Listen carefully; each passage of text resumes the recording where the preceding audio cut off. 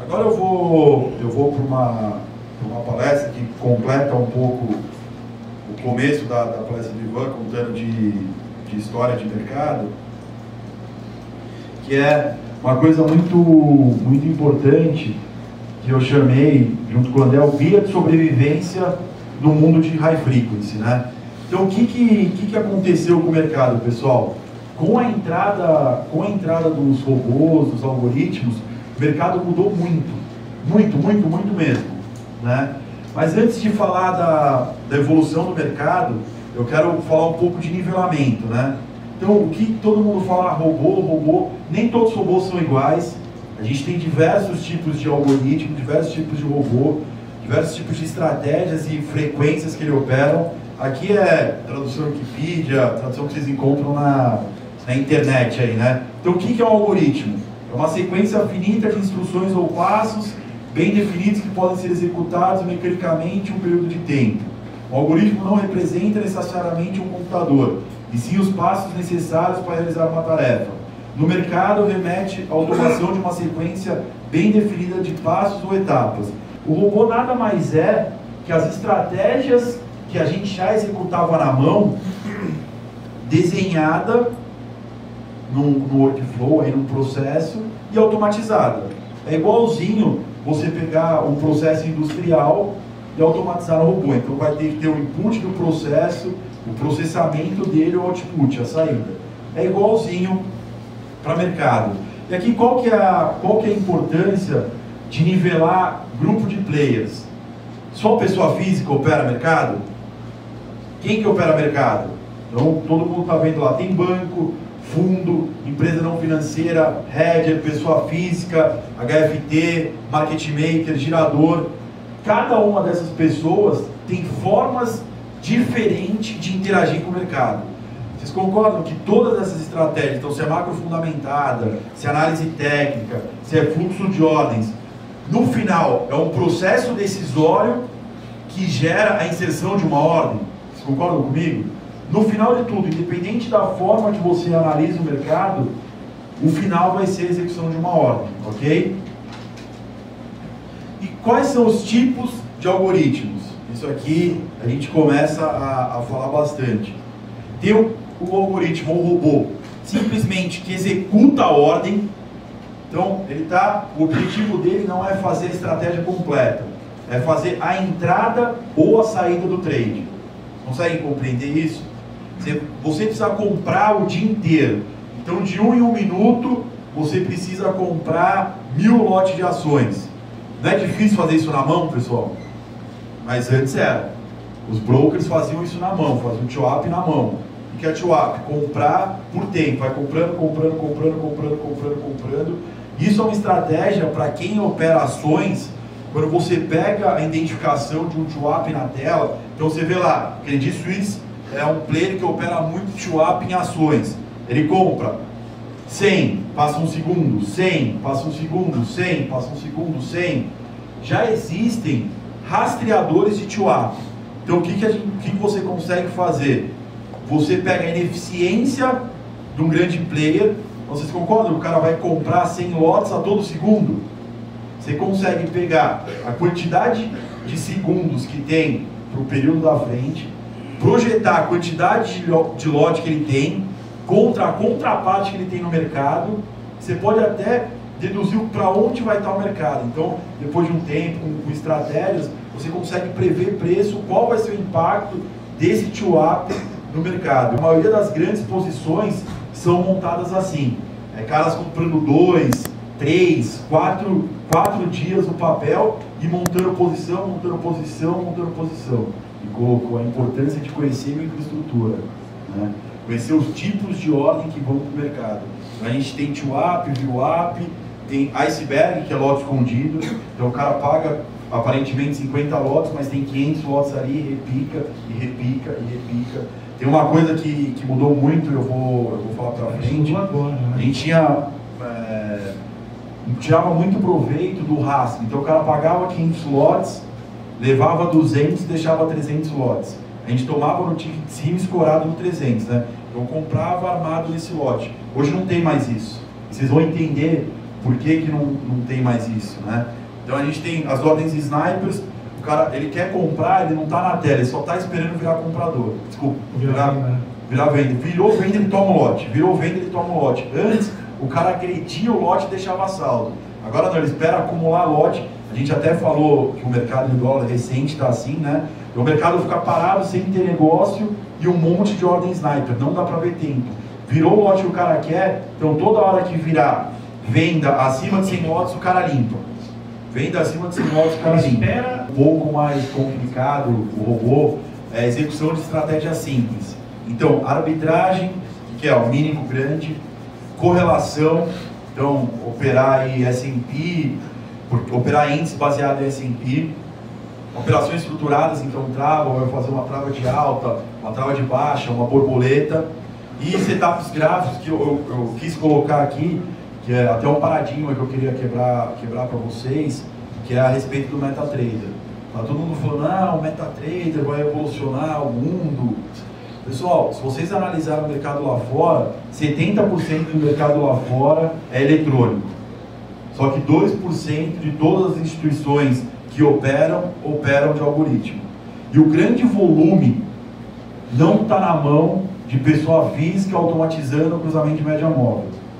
Está na mão de correlação, arbitragem entre mercados, que lá tem NYSE, Nasdaq, tem Arca, um monte de bolsa. Então tem essa briga de arbitragem de preço, tá? Então o volume está nisso, e não é uma briga de estratégia, é uma briga de tecnologia. A estratégia é a mesma, todo mundo sabe fazer arbitragem.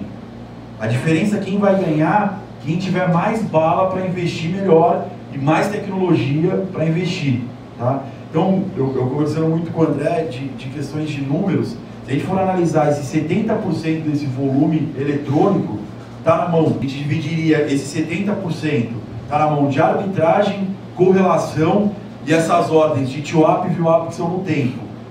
Traders grandes que entram comprando e traders arbitrando. Como você, não, você pega o volume de pessoa física. Não tem como um robô que é utilizado por pessoa física mudar o mercado se o volume de pessoa física não aumenta. Então, mas se vem difundindo que não, isso vai mudar a liquidez do mercado. O que mudou a liquidez do mercado foi a entrada da Jump e da Renascença no Brasil através da Link. Foi isso que mudou o mercado. Não foi por robô na mão de pessoa física para operar. E um robô, e muita gente me abordou e perguntou, por que vocês não fazem um robô, né? Então, todas essas ordens para cima, então, TWAP, VWAP, a gente tem plataformas aqui que fazem isso, Iceberg também, essa ordem picada, eu vou explicar um pouco para frente, que é importante eu falar para frente. Sniper, você encontra algumas plataformas, arbitragem tem plataforma pessoa física que faz. Agora a diferença, que eu acho que é que realmente mudou o mercado, pessoal, ainda que eu não estou falando nada de mudança de mercado, hein? Só estou nivelando o conhecimento. O que mudou o mercado foi executor de estratégia avançada, que é players que trabalham através de microestrutura e usam inteligência artificial e rede neural. Eles usam toda essa tecnologia que eu falei, precisa ser o cara mais rápido, a briga tecnológica existe. Só que a estratégia, a gente não é discricionário, dependendo se o pactual pagar um lote, a gente faz ou não faz, o robô calcula tudo que a gente pensa, só que mais rápido. Acabou o nosso espaço? Não acabou. Então existe espaço para a gente. Mas por que eu quis nivelar isso aqui? Para vocês entenderem que existem diversos players no mercado, diversas formas de entrar a ordem no mercado. E a mudança dessa entrada de ordem no mercado que veio a evolução do pregão vivo a voz para a terceira geração do mercado eletrônico. Quando eu falo isso, não falo, puta, de onde você tirou isso? Foi uma coisa que eu que dividi isso, não sei se alguém já dividiu, mas eu dividi a fase do mercado eletrônico pela minha vivência e por conversar com outros players Eu conversei com o Alex, conversei com o Cipriano, conversei com o Felipe e perguntei, para vocês também esse foi o marco? Puta, isso, cara, esse dia mudou o mercado. A partir daí não foi igual. E é isso que eu vou falar para vocês. E o mais importante dessa palestra, que é o foco principal, é adaptação. Mesmo conhecendo tudo, os players, como o mercado está funcionando, o mercado muda. Se você não se adaptar, você está fora, ok? Como que foi a evolução do mercado, pessoal? Eu não peguei essa primeira fase, que foi o pregão Viva Voz.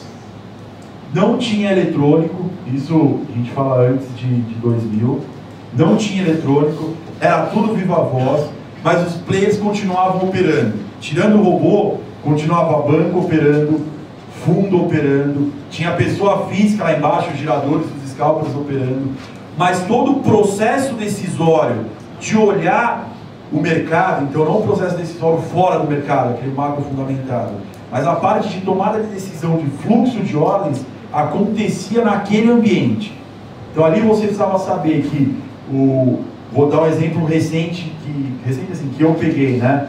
Quando eu operava mercado eletrônico e tinha o Viva Voz, eu ficava ligado na caixinha, eu sabia que quando entrava o Labamba comprando pela Terra e o japonês comprando pelo Bradesco, era o tesoureiro do Bradesco.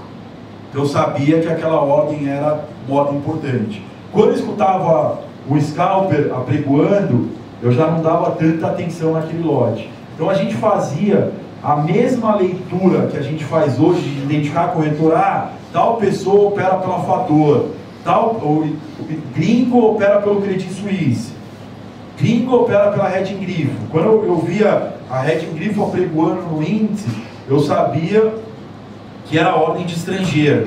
Então essa mesma visão que a gente tem continua aqui. A diferença é que o pregão era ali dentro, né? E aí o mercado mudou. Teve pregão Viva Voz mais eletrônico.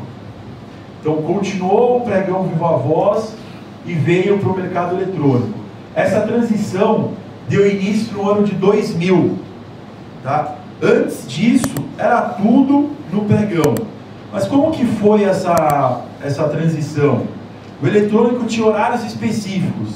Então, era das 9 às 10, só eletrônico, 10 horas abriu o pregão, aí o pessoal ia para o pregão, ripa, hora do almoço, voltava o pregão depois do almoço e tinha alguns mercados, eles chamavam esses horários de after, né? Tinha o after de fechamento, acho que o índice não tinha after, o dólar tinha after, mas começou o início da transição. Então você vê que a Bolsa estava preparando o fim do pregão desde 2000. E aí o que aconteceu? Muita gente ainda continuou operando no Viva Voz, porque tinha o Viva Voz. Mas lembra o que o Alex falou? Olha como a história vai se completando. O Alex viu que o pregão ia acabar, e o que ele fez? Se agilizou. Pediu uma posição de operador de ETS. Se ele tivesse ficado no pregão, podia nem estar mais operando. Então o pessoal teve que se adaptar. Em 2006, o volume do eletrônico superou o volume do Viva Voz. Mas até aí não foi o marco. O marco foi isso aqui. Em 2007, iniciou-se a negociação simultânea, que é o que o pessoal chamava de side by side. Aqui foi o primeiro marco do mercado eletrônico, né? Na verdade não foi o primeiro marco, o primeiro marco é o próximo.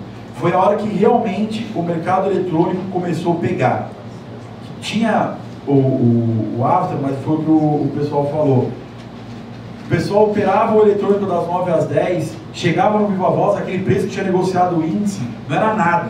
Chegava os scalpers já vendendo, tipo, vamos supor, no after das 9 às 10, o mercado negociou, foi até do 34 mil para o 35 mil, nossa, subiu 1000 pontos. Chegava no Viva Voz, já era 34 mil vendedor. Porque o scalper estava ali, empurrou o mercado, não tinha venda, não tinha player operando. Então era muito distoante, parecia que eram mercados diferentes. E poucas pessoas operavam o eletrônico. Tanto que, acho que um dos grandes diferenciais do Lombardi, você acompanhou, foi, ele tinha essa visão, né, que o mercado era eletrônico, e ele foi, acho que, ele subiu, ele foi um dos primeiros scalpers que subiu do Viva Voz e foi para o eletrônico, tanto que ele opera hoje, meu, ele opera lote aí, então ele já teve essa visão, cara, o mercado vai para esse lado, né? E aqui, quando teve o side by side, o mercado eletrônico começou cada vez mais tomar espaço, mas ainda tinha o pregão, tinha muita arbitragem. Aqui o pessoal ganhou muito dinheiro, porque tinha diferença entre 3 mercados no índice. Você tinha o preço do mini, o preço do índice no eletrônico e o preço do índice no Viva Voz. Então você tinha 3 mercados para arbitrar. Quem que ganhava aqui? Era o cara mais rápido. Mas sabe o que? De fazer a conta ali na cabeça, tomar no eletrônico e executar com o operador no pregão. Eu vi pessoas, pessoal, voar de caras de referência, assim, que eu tinha como referência na Interfloat, que faziam 200 mil só fazendo arbitragem no dia. Entre mini, grande no eletrônico e no Viva Voz. Esse cara está hoje no mercado? Um deles está, esse que eu comentei, operando pequenininho porque eu não tenho o que fazer. Mas era cara de 2, 3, fez mais de 7 dígitos no ano, não está mais no mercado. Por quê? Ele era um bom operador? Era rápido. Ele era rápido. Ele não tomava decisão nenhuma. Sabia se o mercado ia subir ou cair, era rápido. Ele era rápido. Ele não tomava direcional. Ele não tomava risco. Porque ele era rápido. A partir do momento que o mercado mudou para o eletrônico, o que aconteceu com esse cara? Morreu. Ele não analisava a player. Para ele pouco importava se era o Bradesco, se era o Itaú, o que era. O que importava para ele era que ele conseguia comprar no mini, vender no eletrônico. Ele conseguia comprar no Viva Voz, vender no mini. Então, esse cara não se adaptou à mudança do mercado e saiu do jogo. E aí, aqui, um pouco a minha história, né? Eu vivi essa parte, né? Isso aqui eu entrei em outubro de 2008. Toda a época que eu operei no mini, pessoal, eu acompanhava o pregão, então eu aprendi a escutar o pregão, tirei muito proveito. Eu lembro uma vez que o Itaú entrou, ele estava com ofertas firmes, né? Então ele colocava 1000 lotes, o mercado ficava 3 minutos parados. O Itaú fez 8 firmes no dia. Decidiu destruir no mini, operava de 5 lotes. Toda hora que o Itaú comprava, ele entrava com firme, eu tomava no mini, subia a 150 pontos. Aí o mercado subia 20 pontos, mas no mini já explodia, né? Aí ele cancelava a ordem, ele apregoava 20, 30 pontos para cima. Ele foi puxando, ele levou, eu lembro na época, acho que uns 5.000 lotes, era uma coisa absurda 5.000 lotes naquela época. Passou uma semana, o índice subiu uns 3.000 pontos. Aí a gente fala, quem que foi então? Falaram que foi Opportunity e tal, mas independente. O mercado subiu, o que aconteceu? O Itaú na venda com oferta firme. O que eu lembrei? O cara tinha comprado. O cara comprou e vai zerar. De novo, ele entrava com oferta firme, eu vendia, caía. Vendia, caía. E aí acabou. Essa época era muito fácil ganhar dinheiro, pessoal. O mercado era, vou te dizer, eu operava mini índice, 90% correlacionado com o S&P. Você não operava Brasil, você operava S&P. Então, se o S&P subia, o índice subia. Se o S&P caía, o índice caía.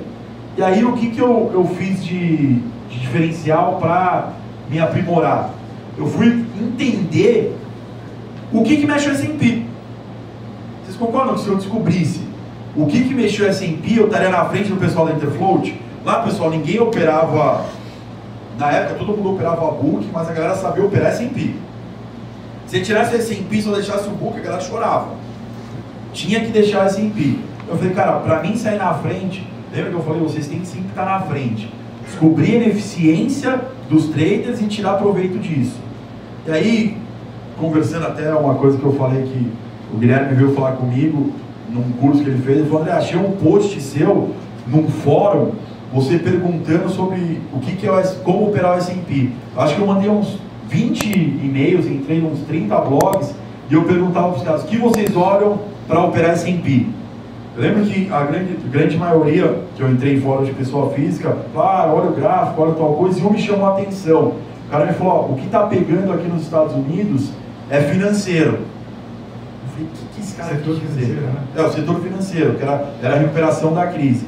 Eu sentava do lado de um amigo meu, que é o José Antônio, ele tem bastante contato, ele foi broker na Grifo, né? E eu falei, Zé, olha o que esse cara falou. Cara, ele acendeu a luz pra gente. Aí ele bateu uma ligação com o pessoal lá fora. Lá fora tem algumas empresas que são chamadas de boutique de investimento, né? E aí o cara falou, ó, o que a galera tá olhando aqui para operar é o setor financeiro, o índice de setor financeiro. Na verdade era um ETF. A gente não tem o BOVA 11 aqui, que representa o BOVA, como se fosse o BOVA 11, chamava... Como se fosse o setorial, né? Setorial. Chamava, ele é abrangente. Isso chamava XLF, o nome que eles davam lá era Spider. Eu tinha a Bloomberg na época, né? Eu fiquei com Bloomberg com o Alan, que eu expliquei. Depois eu fiquei com o Bloomberg do Mauro, que foi um outro trader que eu sentei do lado. Aí fiquei 2 meses sem Bloomberg, aí quase morri do coração, porque naquela época era muito importante notícia. Aí liberou um Bloomberg na corretora, eu fui lá na sala do Roberto e falei, Roberto, eu preciso ter um Bloomberg, cara. Ele, não, mas como a gente vai pôr isso na parceria? Bloomberg era uns 3 mil, eu não ganhava isso ainda. Eu falei, não, Roberto, eu preciso. Tanto que foi uma mudança quando eu coloquei isso. Eu coloquei o XLF, esse setor financeiro, e por 3 ou 4 meses, puxava o setor financeiro, depois puxava o S&P. Era coisa de tique mesmo. O S&P não puxava o índice, eu tinha um indicador antecedente. O financeiro puxava o S&P, que puxava o índice. Era questão, tipo, eu tinha uma boletada na frente, vamos explicar assim. Eu tomava, então eu via que mudava a direção do XLF, eu tomava o mini, virava o S&P, a galera da Interfloat, tudo tomando. Eu agredia todo mundo e pendurava 50 pontos, 80 pontos para cima, todo mundo vinha e tomava. Aproveitei isso por mais ou menos uns 3, 4 meses, foi aí que eu comecei realmente, que eu saí daquela fase de 1, 2, 3, 5 lotes do mini para 5, 10 lotes. Eu comecei a perceber uma ineficiência no operacional do pessoal da Interfloat. Porque tinham 2 operacionais da Interfloat, pessoal. Pra vocês entenderem, 80% do mini na época acontecia dentro da Interfloat. Então quem fazia mini era a Interfloat. Lógico que seguindo o padrão, seguindo o Viva Voz, mas o mercado, as tomadas de decisão no mini era dentro da Interfloat. Eu percebi essa ineficiência e aproveitei por um bom tempo. Aí eu vi que o pessoal tomava mesmo. Quando saiu o S&P, o pessoal tomava e não queria saber. Eu comecei a tomar 5, comecei a tomar 10, comecei a tomar 15 lotes, né? Naquela época, eu era muito pequeno perto das pessoas. Apesar de ter Bloomberg, de ter as coisas, eu operava de 5 lotes, 10 lotes. E lembra que eu falei para vocês, eu fui um pouco desacreditado quando eu entrei na Interfloat. Eu tinha a aposta que eu ia ficar na mesa, então o pessoal não me dava muita atenção. Eles enxergavam eu operar de... outra coisa importante. O que eu fiz, pessoal, para já me destacar no meu começo? Naquela época, quem operava mini, operava do WTR. Era como se fosse um home broker da Bolsa. A Bolsa oferecia isso. Só que eu sabia que quem operava de GTS, que eram os caras que operavam índice grande, conseguiam operar o mini também. Então esses caras eram os caras que dominavam o mercado. O cara que operava o grande e também podia operar o mini. Os caras do WTR, eram os caras que estavam patinando ali no começo. Tinha até uns que ganhavam dinheiro, mas era atrasado. Tinha atraso do WTR para o GTS, né? O que eu fiz? Tirei certificação de operador de GTS. Né? Mas eu tinha tirado essa certificação para entender do mercado. Nem imaginava operar, né, quando eu tirei a certificação. Só que eu não registrei lá na Bolsa. Quando aconteceu a situação de acabar, eu saí da área de TI e para ir operar, a primeira coisa que eu pedi, qual era a outra ineficiência que eu sabia de quem que operava mini? Que todo mundo estava no WTR. Os caras que operavam GTS e operavam mini, eles operavam basicamente arbitragem, era tomar o grande e vender o mini. Eles não estavam preocupados com o direcional no mercado. Eu era o único da Interfloat que operava mini mesmo, só mini, no GTS, né? Não operava no WTR. Então, além de eu ter informação do S&P na frente, baseado em outro índice, eu também era mais rápido que os caras via plataforma. Então, é só assim conforme eu estou entendendo. Na sala, todo mundo tinha possibilidade. Sim, só que sim. tem uns que são mais competentes têm as ferramentas, só buscar, tá lá. Sim, na verdade o que... Aí a competência faz a diferença. Sim, na verdade o que eu fiz, pessoal, eu fui buscar ser mais eficiente que eles. Falei, cara, lembra que eu falei, se esses caras estão ganhando dinheiro, eu preciso descobrir alguma coisa que eu faça melhor que eles para ganhar dinheiro. E esse foi o meu diferencial, em buscar cada vez mais coisas. Falando um pouco de mercado, pessoal, nessa época, basicamente, quais eram os operacionais? Não tinha robô, tá? Os algoritmos que tinham em Bovespa era para fazer cash and carry, tomar índice versus bolsa, baseado em planilha, aí, que era, quem é um pouco mais antigo de mercado, tem um nome que chamava Automate, que era o Excel, que você conseguia fazer. Eu percebi, foi identificar essas mudanças. Então, basicamente, o operacional nessa época era operar arbitragem domínico grande, né? Em ações era operar spread, então o mercado era muito largo, tinha ações que tinha 50 centavos de spread, o pessoal ficava operando basicamente fila, e operar S&P. Não tinha robô. Aí teve uma grande mudança, e muita gente que operava no pregão viva voz não conseguia operar nesse mercado side by side, que tinha o eletrônico, o cara não sabia acompanhar o eletrônico. E aqui mudou. Aqui foi realmente onde eu comecei a ganhar dinheiro, pessoal. O marco foi o fim do pregão viva voz, concorda? A fase do mercado eletrônico. O acesso direto ao mercado na mão de poucas pessoas. Isso é muito importante.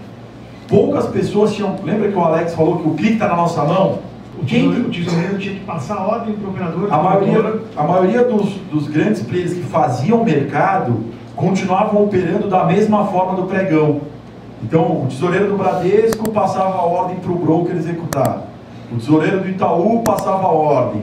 O gestor do fundo passava a ordem. O acesso direto ao mercado, o clique mais rápido, estava na mão de poucas pessoas.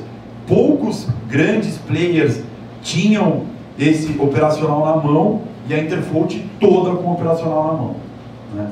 Então a gente tinha o clique mais rápido. O cara via um número, saiu um payroll, o S&P saiu de 5 positivo para 20 positivo, era só tomar índice, moleza. O cara do Bradesco via a mesma informação que eu via na Bloomberg, vocês concordam?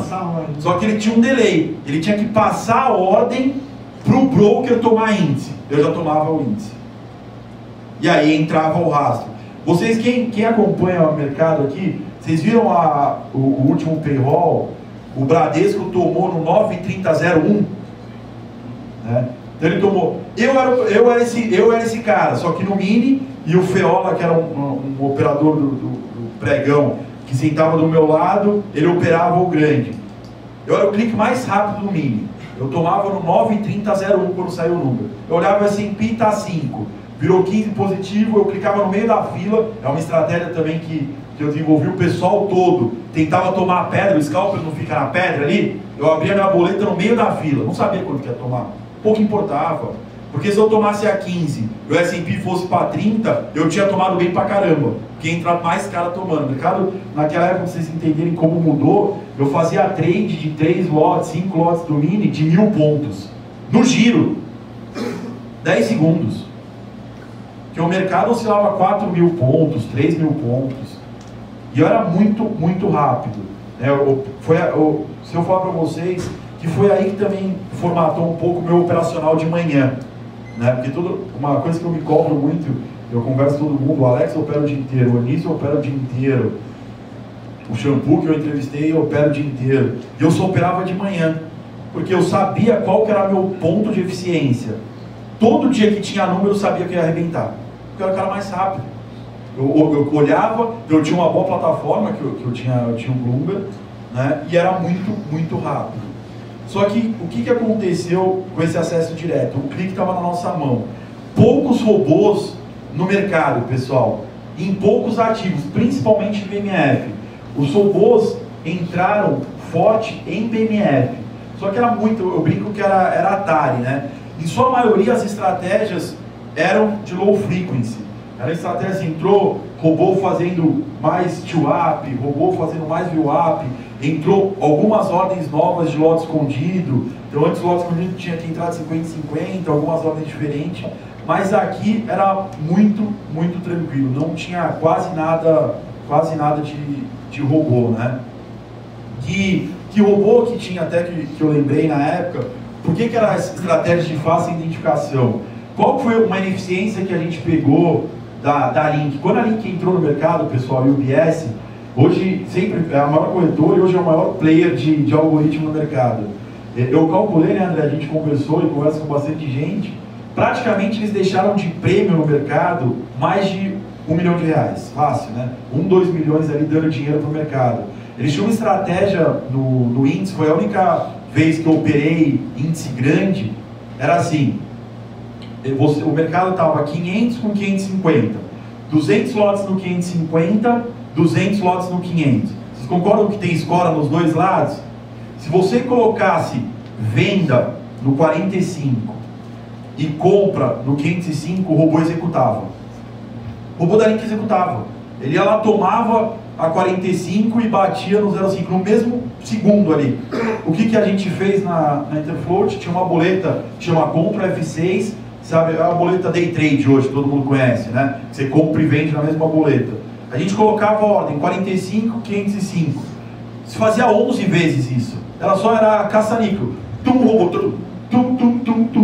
você ia fazendo dinheiro. Cada trade ali dava 200, 300, 400 reais. Você fazia 5 mil em cima do robô e o robô nem via. Só que o que aconteceu? O clique estava só na minha mão. Só eu que sabia disso aí, pessoal? Não. Começou com 40 pontos, a molezinha. Aí o outro sabia que acontecia isso, já me cobria.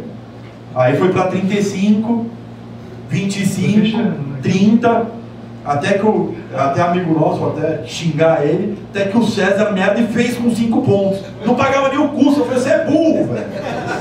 Não, vou fazer, não paga aí. Quando ele foi, verdade. Aí acabou isso, né, pessoal? Durou. Porque o cara também percebe, fica dando dinheiro pro cara. Demorou um mês. Ele fez essa estratégia, saiu. Depois, qual a estratégia que ele fez? Essa era muito engraçada. O cara seguia os lotes da Interfloat. Então eu agredi, o cara agredia. Eu pendurava a ordem, o cara pendurava. 5 lotes comprando o dólar a 1,750, o robô da Link colocava 5 lotes comprando a 1,750. Aí vocês vão falar, caralho, André, você é safo demais, né? Aí o que eu descobri? Se eu colocasse e tirasse a ordem, o robô tinha delay. Eu tinha uma estratégia, o robô, ele entrava, tinha um pregão, era assim, das 9 às 10 não entrava, das 9 às 9h10 não entrava robô, era no mercado animal, 9h20 começava a entrar alguns robôs, 9h25 eles entravam, e aí tinha número. Eu odiava os robôs, como eu odeio até hoje. Eu tinha uma estratégia que eu brincava com um amigo meu que operava comigo, o Moretson, era a Operação Destroyer. A hora que o robô entrava, tinha uma função na GL que chama F10, que é pending. Você aperta ela manda envia a ordem, e a ordem vai cancela. Eu fiz isso um dia, eu percebi que o robô se perdeu. Então de 5 o robô copiou 50, tinha 5 ordens de 50. Eu falei, peguei os caras, falei, Moretson, testa na venda, meu. Eu na compra, você na venda. A gente só apertava, era legal pro caramba, eu ficava apertado, olha. E o robô 5, cara, teve uma vez que ele colocou 500 lotes. O Pactual veio e bum, na cara dele. Ele desligou o robô. Ele desligou o robô. Aí eu falei, Operação Destroyer. Entrou o robô, eu paro de operar 5 minutos. Só que aí começou quase a corretora inteira a fazer. Eles faziam todos os preços. Eu lembro que eu fazia, o Moretson fazia, o Alex fazia, o Alexis, né? O André, o irmão dele, fazia também. O robô entrava no... Isso aí eu já operava dólar, tá, pessoal? O robô entrava no dólar, Operação Destroyer. O cara desligava o robô, pessoal. Por quê? Quando entrava um lote muito grande, nessa época, tinha mais... Passava de 200 lotes, era um lote grande. O robô deixava 300 lotes, alguém boletava na cara dele. E aí o que o robô é burro, né, pessoal? Stop na hora. Porque ele analisou o nosso operacional, e o operacional nosso era curto. Comprei a 1, não foi, zerei a bola e meio. Então, quando batiam nele a 1, ele já estava abrindo boleta para estopar o bola e meio e abria a boleta a mercado, e arrancava lote. Isso a gente conseguiu derrubar o robô. Eu derrubei o robô pelo menos uns 30 dias. Eu vibrava com o Moretson. Vai, Link, filha da puta, tira esse robô dele aqui! E eu ia pro número limpo, pessoal. A gente ia para o número sem robô, porque eles ficavam perdidos. Então eram estratégias de fácil execução. Identificação, né? Aí aconteceu um fato aqui. É o que eu falei, né? Essa fase, pessoal, foi uma fase que eu ganhei bastante dinheiro. Eu me formei como trader nessa fase dos robôs. Eu consegui realmente tirar dinheiro do mercado baseado em ineficiência de outros players. Uma coisa que eu brinquei com o André, quando a gente falou de microestrutura, ele deu nome para tudo que eu fiz, né? Eu consegui dar nome. O que eu fiz? Foi buscar na microestrutura de mercado ineficiência de gerador, ineficiência de robô, ineficiência de grandes players. Esse foi minha vivência no mercado. E aí aqui teve um momento, eu acho que foi um momento, não foi nem um marco para o Brasil, foi um marco mundial, né? E a maioria dos robôs que entraram no Brasil dizem que é os da Link, tem muita história no mercado também, né, pessoal? Mas dizem que é da Jump, da Renaissance, que são os maiores fundos quants do mundo. Então eles fazem essa arbitragem nos Estados Unidos, fazem essa arbitragem na Europa. Foi muito fácil vir, aprender como funcionava a dinâmica do mercado e interagir aqui. E aí, qual foi o que aconteceu aqui? Aumento significativo dos HFTs na BMF e entrada na Bovespa. Eu lembro que a gente reclamava de robô, né, na BMF, e o pessoal de Bovespa rindo à toa, né? Aqui eles não vão entrar. Fluxo limpinho, né? Era fluxo limpo, era igual quem operava BMF estava um ano à frente no eletrônico de quem operava Bovespa. Era mais ou menos isso, era um gap dos robôs bobinhos que tinham em BMF, começaram a entrar em Bovespa. Esses robôs de seguir ordem, seguir Interfloat, pendurar. Então, em BMF aumentou muito e entrou em Bovespa. E aqui, pessoal, teve um marco, nem só o marco do Flash Crash, vou falar. Teve uma situação que tirou muita gente do mercado. Então a gente teve a primeira saída do mercado, quando o mercado acabou o pregão Viva Voz, concordam? Acabou o celeiro de pessoas, giradores, igual a gente está formando aqui. Acabou. Quem não estava no pregão, não se formou no pregão, não tinha onde se formar. Acabou o pregão, o cara não sabia mais operar no telefone, veio só eletrônico, o pessoal saiu fora. Muita gente ficou nessa primeira fase do eletrônico, ganhando dinheiro ainda, aí veio essa fase aqui. Boa parte das estratégias de velocidade e float running foi absorvida pelos HFTs. Lembra que a gente falava, o que a gente fazia? O que os caras faziam? Eu não fazia isso. Muitos traders ganhavam dinheiro arbitrando mini com índice, lembra? Opção com ação,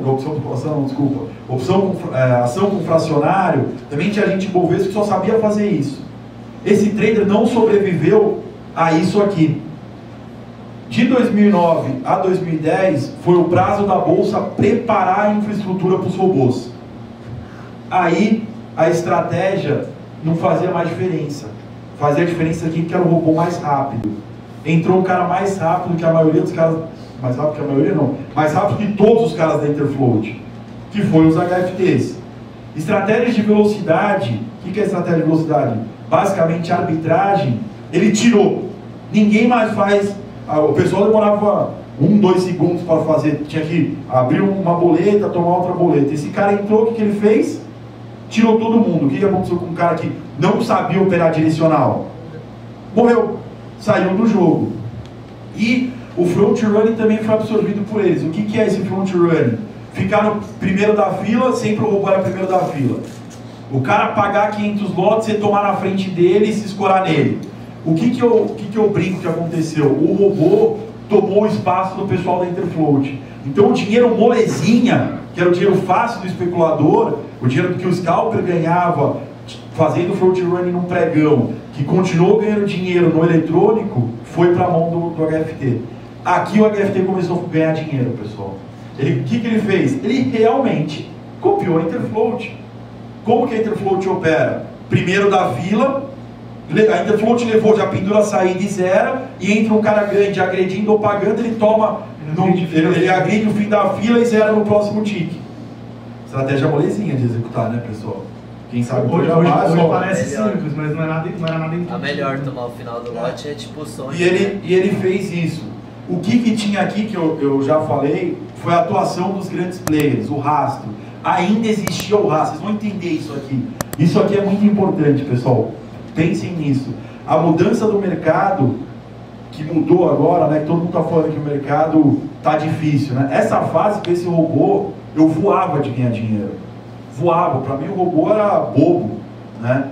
Porque a atuação dos grandes players era bobo, porque eu estou vendo de hoje, né, pessoal? Na época a gente já se assustava, o que é esses caras? Foi o Flash Crash em 6 de maio de 2010.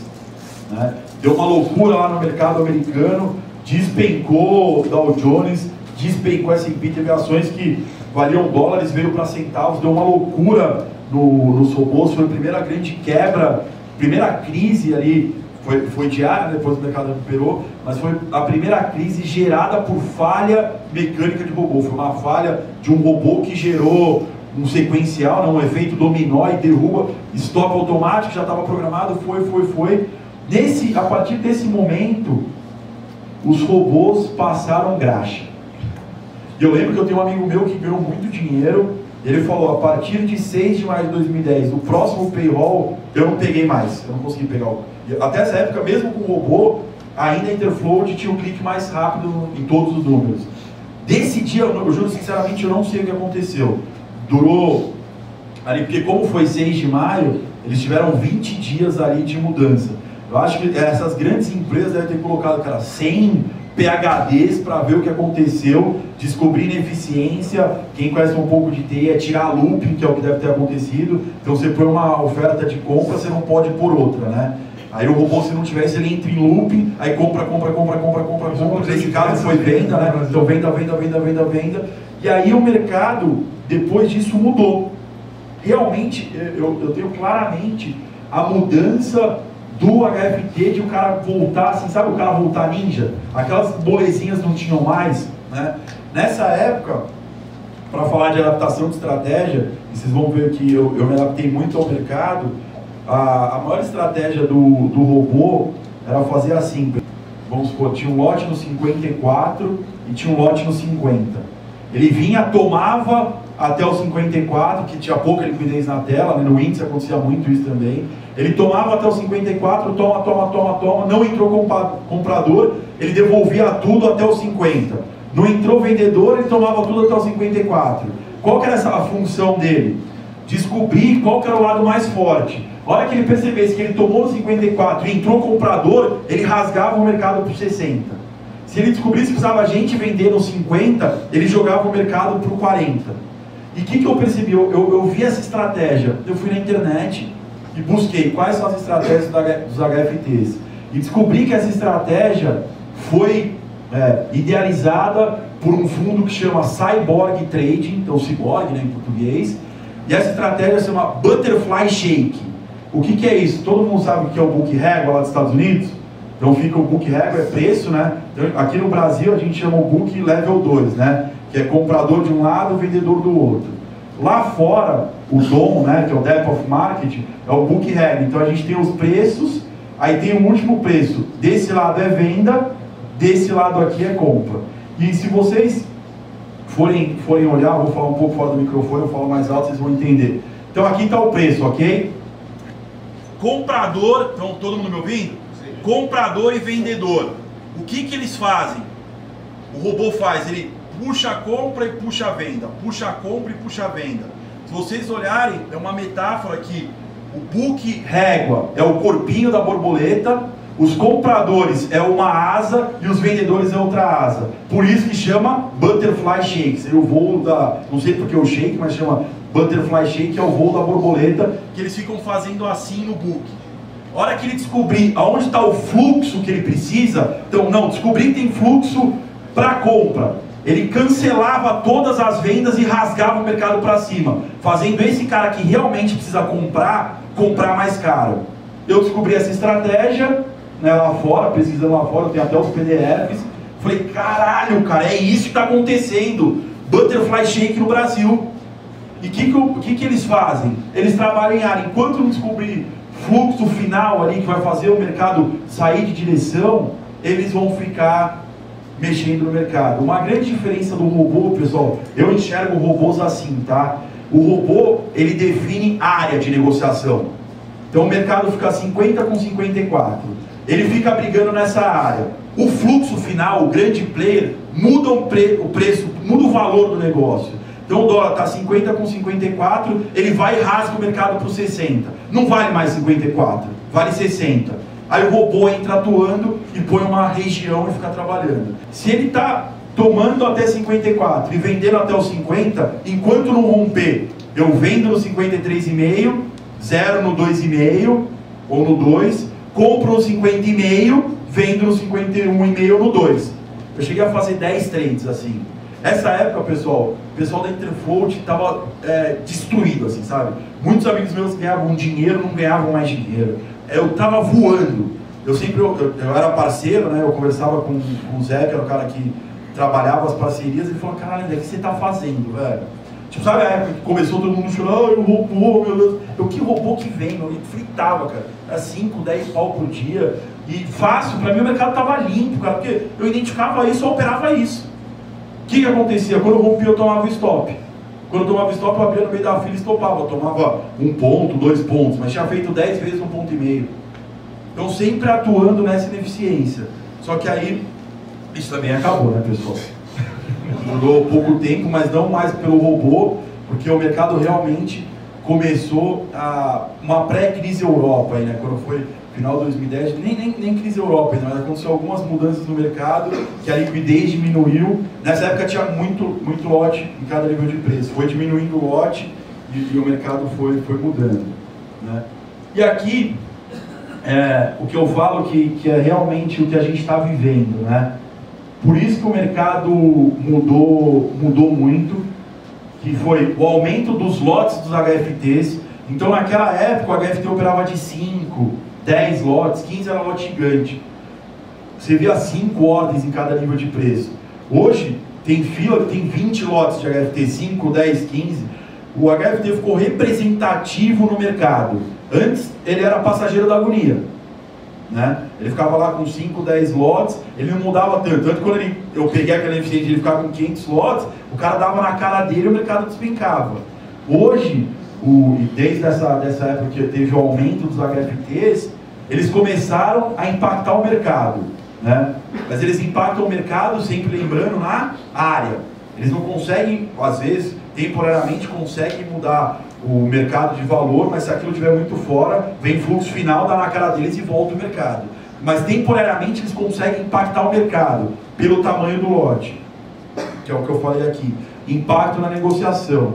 O que aconteceu quando o robô começou a tirar dinheiro do mercado? Ele impactou pessoa física? Impactou. Só que o Butterfly Shake impactava quem? Os grandes players que precisavam entrar no mercado. Ele caçava a ordem grande. Quando ele descobria que esse cara precisava comprar, ele fazia o cara pagar um puta pedágio. E aí o que aconteceu? Eu me adaptei aos robôs, né? Quem que se adaptou aos robôs? Os grandes players. Aí o que aconteceu? Fudeu. O mercado mudou de novo. Lembra que eu falei aqui? O que sumiu? Olha ali embaixo, ó. A atuação dos grandes players, lote na tela. Sumiu o rastro. Tanto que a maior saída de pessoas do mercado foi em 2013 e 2014. De todos os amigos que eu falo, 2013 e 2014 limpou. Então vamos dizer que eu tinha 100 amigos que saíram do mercado. 30, 40 saíram de 2009 a 2012, os outros 70 saíram agora. Essa foi a grande mudança, porque quem sabia operar, quem operava molezinha, pessoal, mini com S&P, que eu brinco que nem era trader, era cara que só operava, não operava direcional, não tomava decisão, saiu rápido do mercado, né? O mercado expulsou, fala, sai daqui que você não sabe operar. Agora o cara que sabia operar, mas seguia só o fluxo de ordens puro, não entendia de microestrutura, que eu acho que isso realmente, eu agradeço muito ao André, que eu sabia enxergar as coisas, mas eu não dava nome, microestrutura eu nunca tinha ouvido falar na minha vida. Eu lembro uma vez que ele veio falar de microestrutura comigo, me mostrou um artigo, eu falei, André, cara, eu não sou formado igual você, velho, para de blá blá blá blá blá. Isso aqui é teoria, né? Ele falou, André, lê, cara. eu li, eu vi que, cara, começou, eu falei, você deu nome para as coisas que eu não sabia, né? A questão da agressão, a questão de como a gente olha a própria planilha do André quando ele me mostrou. Falei, cara, realmente você conseguiu dar nome para as coisas. Então a gente teve a adaptação dos grandes players aos HFTs. E o que mais dificultou foi a utilização de novas ordens pelos grandes players. Então começou, antigamente, era basicamente 2 tipos de ordem que os caras tinham. Ou ele tomava 500 lotes, então ele abria 500 lotes, o mercado tinha 200 lotes vendedor no 2. Ele ia lá, tomava esses 500 lotes, ele tomava 200 e ficava comprando 300. E a outra ordem que tinha no mercado era o lote escondido. Então se ele não queria mostrar lote, ele pendurava de 50 em 50, você viu o lote escondido. Era basicamente isso, né? Era agressão, sobrando lote, lote escondido e lote grande. A briga do mercado era isso, né? Então o cara esconde lote ou apregou a lote grande. Aí eu comecei a perceber uma coisa, outra coisa muito importante, pessoal. A nossa tomada de decisão, até, para mim pelo menos, né? Até essa terceira fase do mercado, a gente olhava muito mais o book, que eu acho que eu posso dizer que até foi um erro. Se eu tivesse focado muito mais no times and trades, nos negócios, eu teria percebido antes essa questão de microestrutura, mas eu focava muito na atuação do book do que no negócio. Aqui a gente inverteu essa relação, então antes eu olhava 70% book, 30% histórico. Hoje é 70% histórico, 30% book, né? E aí eu comecei a perceber que em vez de o cara pagar 500 lotes, ele tomava de 5 em 5, tomava de 10 em 10. Eu falei, caramba, cara, o que está acontecendo? Em vez de ele mandar pendurar uma ordem de 500, ele pendurava 10 ordens de 50. Eu falei, caramba, o que aconteceu? Aí de novo, fui buscar conhecimento, né?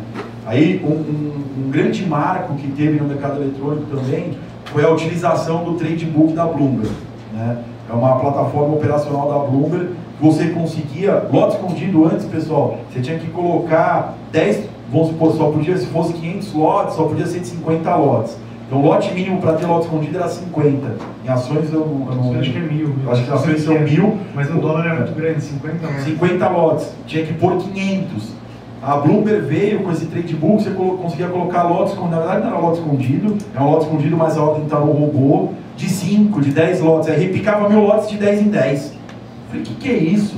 Aí eu fui buscar, conversar com alguns amigos meus que estão em asset, li alguns artigos lá de fora, a perspectiva da asset no mercado de HFT, e aí eu descobri, lembra que eu falei para vocês que eu ia falar para frente, parent orders, que são ordens parentes, tem a ordem mãe e a ordem filha. Antes dessa mudança dos grandes players, se você mandasse 10 ordens, você tinha que controlar as 10 ordens. Agora não. Agora você pode operar. A gente, em plataforma pessoa física, eu não conheço nenhuma que tem isso. Mas eu conheço, na verdade a maioria são plataformas proprietárias, que o cara, vamos supor que ele quer abrir uma boleta de 100 lotes para operar o dólar. Ele põe lá, eu quero abrir esses 100 lotes, só que de 20 em 20. Ele vai mandar 5 ordens de 20 para o mercado, vocês concordam? Só que ele controla só a ordem mãe. Ele quer mudar o preço, ele muda 100 lotes, muda as 20. Eu quero mandar agora a ordem de 10 em 10. E aí o que, desculpa a palavra, falo muito palavrão, o que fudeu? Algum cara de TI, filha da puta, falou que você não manda randômico. Uma hora você manda 5, 10, 30, 40, outra hora você manda 35, 50 e 20. Aí começou, em vez do cara agredir 500 lotes e sobrar, você precisa comprar 500 lotes, paga 20, porque 20 lotes o robô bate, 30 lotes, se só ficar 30 comprador no preço, pessoal, 40 comprador no preço, eu bato, o André bate, o robô bate. Passou de 100 lotes, todo mundo espera alguém bater, porque 100 lotes você espera o final da fila. Agora 30 lotes, eu opero de 20, eu sou o final da fila. Aí o cara também, todo mundo pegando ineficiência. O que o cara fez? Se virar comprador até 40 lotes, você bate tudo. Então o cara não pendura, ele não pendurava. Então, desculpa, se virar, ele quer vender, né? Se virar compra, ele bate. Se virar compra, ele bate. Se virar compra, ele bate. Aí você vê, caralho, cadê esse cara, meu? Cadê esse cara? Outra coisa que eu queria falar, que eu, na verdade, eu ia falar e acabei me confundindo. O cara quer comprar, né? O que ele faz? Ele pendura 20 lotes, é isso que quero dizer. Ele pendura 20, 30 lotes que ele sabe que bate nele. A hora que vira a venda, então ele pendurou a 4, vem e bate nele. Pendurou 20 lotes a 4, batem nele. Aí vem a Gradoll e vira 200 vendendo a 4 e ele limpa a 4, os 200 lotes. Só que, pô, o cara não deixa rastro. Ele não pendurou, ele quer tomar 500 lotes, ele não paga os 500 e deixa 400 lá, pra gente espertão tomar no 4,5, alguém começar a tomar no 5 e ele vir pagar assim que a gente toma a trouxa. Então ele quer comprar 500 lotes. Ele pagava 30 lotes no 4 e iam batendo nele. A hora que virava a venda no 4, ele limpava o lote que tinha na tela. Então o que você estava vendo no book? Só 20, 30 lotes. Como que a gente opera? Vira a venda, aí você olha o histórico, eu falei, cara, de onde veio esses 500 lotes, velho? Eu não vi. Qual foi o marco da terceira fase do mercado eletrônico, que é o que a gente está vivendo agora? Não teve nenhum outro marco, né? Já está difícil pra caralho, dá para parar um pouquinho, né? Foi o payroll de 5 de abril de 2013, que foi a mudança do discurso do Fed, né? Sobre tirar estímulo. Sobre tirar estímulo. Tá? Agora, beleza, né? Você só me falou dificuldade. Agora me ajuda, cadê o filho da puta do guia de sobrevivência, né? Tá aqui. Como sobreviver? Primeiro, paradigma. Mudança de paradigma. Agora, isso aqui é o mais importante. Que é a segunda mudança de paradigma. Que é o que eu vejo de muita informação desencontrada sendo passado para a pessoa física, né? Os HFTs não são low frequency, né? Robôs que não precisam de velocidades turbinados. Não é isso. Lógico que existe HFT que opera baseado em tecnologia, que é arbitragem e correlação. Mas o cara de microestrutura não é só velocidade. Os HFTs são taxados de maneira errônea. E aqui eu vou ler porque é grande, né? Ao invés da velocidade, a grande divisão entre eles, entre os HFTs, foi a mudança no paradigma de negociação. HFTs são traders estratégicos. Em alguns casos, olha como eles operam. Agem de acordo com informações reveladas pelas ações de outros players, principalmente low frequency. Então o robô opera a microestrutura. Ele sabe olhar como os outros players estão operando. Envolve-se em jogos sequenciais. Aqui a cabeça já começa a fazer nó. Por quê? Ele está com uma ordem pendurada no 2, o mercado está 1,5 com 2. Ele está com uma ordem pendurada a 2, primeiro da fila. O jogo sequencial é o que? Aquela ordem tem várias funções. Ele pode vender porque está primeiro da fila e pendurar 1,5 para zerar, ou se começarem a agredir, ele toma para zerar do de cima. Se não tem dinheiro no mercado, os robôs dominam o mercado. Outra coisa que os robôs fazem é comportam-se como predadores. Então, quando ele descobre, um exemplo de predador aqui, o robô ele pode ter uma estratégia de ele diminuir a latência do mercado. O que é isso? Ele manda aumentar a latência do mercado. Ele manda muita sequência, muita ordem para o mercado, só que ele consegue saber o tempo que aquele pacto de ordem tem, deixa o mercado lento para os outros robôs e ele tira proveito disso. Ele infla o mercado, os outros robôs não conseguem operar, só que ele consegue operar. Então aqui, se a gente fosse falar de predatory trading, outro robô predador, caçador de stop, né? Então ele vai buscar o seu stop, você stopa, o mercado volta muito. Vocês não veem isso muito no dólar? Às vezes quando o robô consegue ser player, então... Só que a velocidade é uma vantagem, mas tem muito mais que isso, né? Terceira regra aí, conhecer as estratégias possíveis. Aqui eu não vou discorrer porque a gente tem acho que é o maior módulo do curso, que é conhecer as regras do jogo, que é o módulo de microestrutura, porque por isso a gente colocou o módulo de microestrutura no curso, né? Quarto, entender e distinguir a atuação dos HFTs. Aqui a gente não está falando que vocês têm que saber todas as estratégias do HFT. Robô, agride final da fila. Robô que fica no primeiro da fila. Robô que agride depois de uma agressão. Robô que pendura a ordem depois que pendura uma ordem grande. Robô que opera mini com grande. Robô que opera dólar baseado em S&P. Robô que opera dólar baseado em euro. Robô que opera dólar baseado em DI. Lembra que a gente falou que a diferença é que o mercado antes subia, ia. Tem uma estratégia do robô que também chama Liquidity Vacuum, que é fechamento de liquidez. Se vem um cara, o mercado está 52 com 53, o cara vem e limpa 56, antigamente, muitas vezes o mercado ficava parado, vendo o que ia acontecer, alguns geradores ali entravam. Hoje, quando faz isso, o cara toma de 52 para 56, o robô vem e fecha a liquidez até os 52,5. Ele é o primeiro que vem derrubando tudo, que ou ele já está comprado, ou ele levou em todos os níveis de preço. Ele deu a liquidez, ele vem e fecha a liquidez. Então não tem mais trade que o cara vem e toma, porque sempre tem o robô fechando liquidez. O robô dá a boletada. Isso foi um trade que eu peguei muito quando eu vi o cara dar uma boletada, eu já vendia, porque naquele, era, às vezes em um segundo, o robô fechava, então o mercado tomava 52, 54, o robô fechava a liquidez até o 2,5, eu tomava do robô no 2,5 e vinha outra boletada no 4.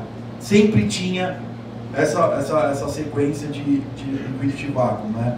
Então, de novo, entendendo agora a operacional dos robôs. Mas o que eu quero dizer aqui é separar o joio do trigo. É você olhar um lote na tela, tem 300 lotes, você sabe que ali tem HFT, e se acontecer alguma coisa, aquele lote não existe. E aqui eu colocaria, junto com os HFT, giradores. Então você desconsidera os giradores e fala lá, tem 200 lotes, tem 50 do Pactual, 30 da Gradual, o resto é picado de robô de 5 e 10, mais 5 da XP, 20, sei lá, da 1. Na verdade tem 70 lotes. Então, por isso que o book ficou menos importante que o histórico. Então aqui que é separar o joio do trigo, é olhar o book, pôr uma lupa e falar, cara, esse lote vale, esse lote não vale. Por isso que eu pinto corretora. Tá? Todo mundo, eu acho que lembra aqui, eu pinto 4 cores, né?